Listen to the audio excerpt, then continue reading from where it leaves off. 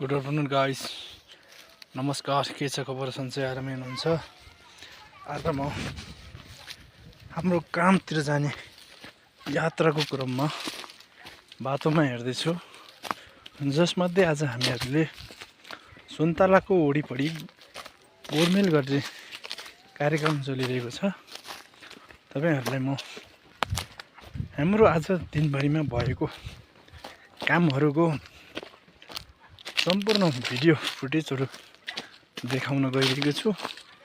हाम्रो काम अहिलेसम्म गरेको कामहरू के गरियो त भन्ने कुराहरू तपाईहरुलाई यस भिडियो मार्फत देखाउन गइरहेको छु। मैले काम गरेको स्थानमा पुग्नको लागि समथिङ 1 चाहिँ मिनेट लाग्ने भएको कारणले गर्दा अहिले म तत्काल देखाउन सकेको छैन। जस्ट 30 सेकेन्ड पछि तपाईहरुलाई म देखाउँदैछु, तपाईहरुले हेर्नु होला।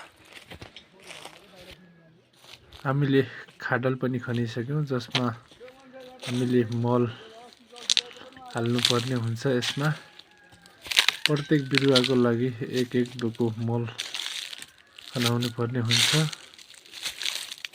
त्यस खनाइसके लगत्तै त्यसलाई हामीले माटोले पुर्नु पर्ने हुन्छ। त्यसमाथिबाट हामीले पानीहरू सिँचाइ दिनुपर्ने हुन्छ।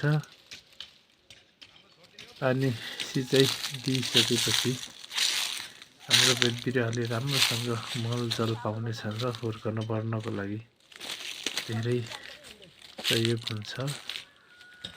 हाम्रा साथीहरूले निरन्तर रूपमा आफ्नो कामहरू गरिराख्नु भएको छ।